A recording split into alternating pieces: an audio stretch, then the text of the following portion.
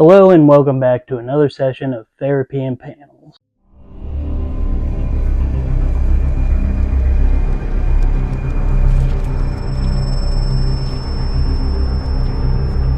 With it being a new year, I decided we look at another segment of a book series we've already looked at before. For those who don't remember or haven't seen my first video, which you should, wink wink. Back in the early 2000s, Stan Lee was given the opportunity to create a series of stories about creating the heroes of the DC Universe in his way.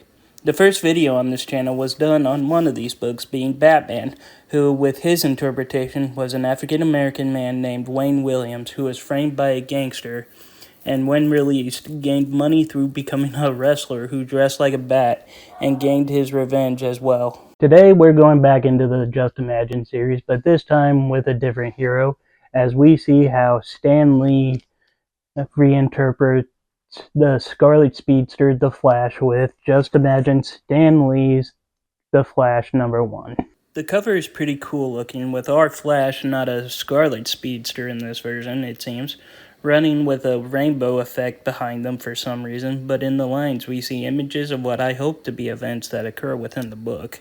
Otherwise, what's the point? We begin the comic with a lady named Andrea Zakara forcing one of her underlings inside a machine, testing out the effects of time travel, but it seems every attempt they make, they always return back as beef jerky, it seems, much to her frustration, and demanding someone known as the Seeker. But ma'am, Quidditch doesn't start for another season. What are we going to do? We then cut to a college campus where we are introduced to our hero, Mary Maxwell, who dreams of becoming a hero like in the comic books she reads all the time. Girl after my own heart. If only she were real. And older. God, I'm lonely. She returns home and greets her father, who is working on some kind of contraption, which doesn't interest her clearly, as she just sits in the corner reading Wonder Woman, I guess. Outside their home, it seems some of Andrea's henchmen have arrived, but before they can surprise the two, an alarm is set off and Mr. Maxwell activates a button which pushes the two henchmen off the yard. How the heck do you get that made without anyone noticing? Heck, how the heck did you get your landlord, or is that even your house? It must be, like, how the heck did he do that?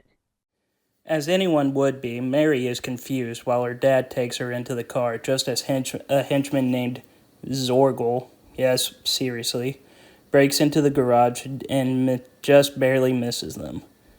In a safe house in Australia, Mary finally gets an explanation from her father, which is that he used to work as a scientist for Andrea's organization known as Stealth, with the codename Seeker, and was trying to find a way to manipulate the bodies of her people to withstand the effects of time travel for her evil deeds, which, believe it or not, is very ridiculous.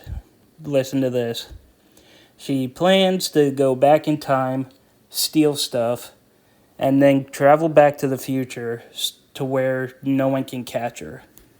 Yeah, that's not how that works. All that's going to happen is that they're going to see that you have those products that you stole. That they're not going to say, oh, well, I guess you're in the clear since... What? Zorgle somehow manages to find them, so the two end up escaping yet again by boat, which during the time Mary discovers the water starting to become green. Don't worry, everybody. It's okay. Someone just accidentally spilt their ecto cooler in the ocean. Due to the choppy waves, Mary ends up falling into the green-filled water. After getting her out of the water and arriving in Los Angeles, for some reason, Mary seems to just be completely drained of all of her energy, and it seems that nothing they try helps her, much to her father's frustrations. Being the scientist that he is, he has an idea due to the movement of a hummingbird's wings, deciding, I'm just gonna inject my daughter with the DNA of a hummingbird. That will help. Well, of course, that's how you take care of a problem like that. The plan was to only inject a little of the DNA in her, but as he was doing it, he gets shot in the back and accidentally injects the whole syringe into her. It's revealed that the shooter is a group of Andrea's henchmen. I'm confused. Weren't you guys supposed to take him alive? I mean, how do you, for all we know, with how badly he doesn't want to be doing this, he could have destroyed his notes. Like, this makes no sense. This organization is dumb. Before they can deal with Mary, she suddenly super speeds the guns out of their hands and sends them out onto the street far away from her, much to everyone's confusion, and killed by Andrea due to failing to at least obtain the notes the Seeker may have had. Using his last dying breaths, he explains to Mary that the hummingbird DNA he gave her granted her superhuman speed, and much like a battery, she will need to recharge by resting after each use of her powers. Later, back with Miss Zakara, it seems they didn't really need the Seeker as they found a way to time travel safely using a dog, taking a bone from her hand minutes before she even had it as proof. Okay, again, time travel doesn't work that way. If anything, what would happen is once the doc takes the bone away from the past, this is all that's going to happen. So, what's this test you're going to show me? Like, it's just going to turn into a loop. With this success, this now means she can continue on with her evil plan of, again, going back in time to steal stuff and claim innocent of the thefts because she traveled back into the future. Meanwhile, using an abandoned film studio to test her powers, Mary discovers that she can run fast enough that she can travel through time when she encounters herself moments before she began her test run.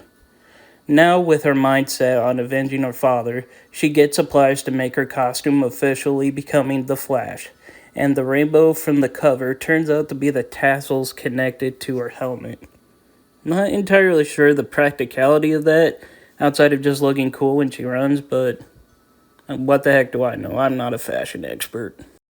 And with that, the Flash is born, and will she be able to avenge her father's death?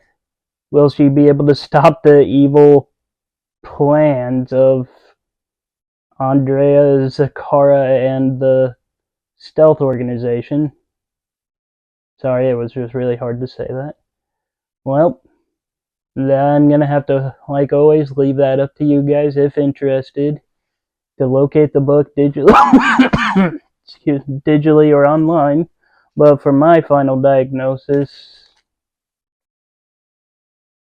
it's okay?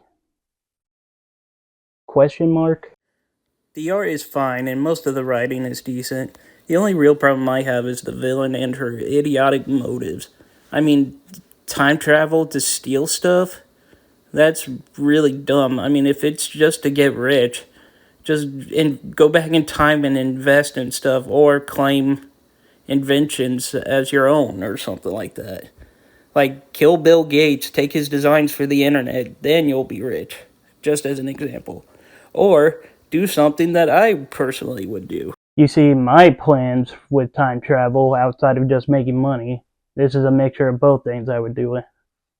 I would go back to the time when Action Comics #1 was first made, buy like at least two copies of it, one for myself for personal use. The second I would immediately sell off for however much money it goes for nowadays, and I would instantly be made for life.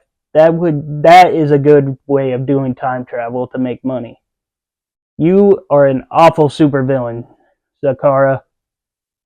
Shame on you. And with that, that is all the time we have for today. I'd like to thank everyone for once again attending another session of Therapy and Panels. If you liked the video, please be sure to leave a like, comment, and subscribe. And as always, I'm the Super Guru, signing off.